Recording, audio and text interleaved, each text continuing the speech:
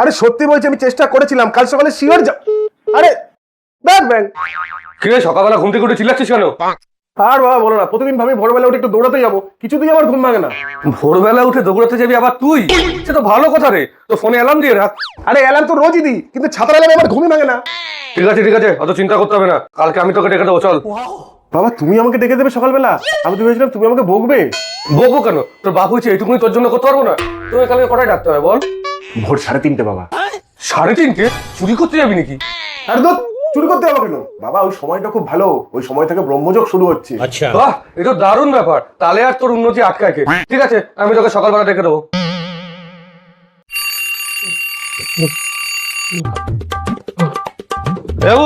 ওর 3:30 বেজে গেছে।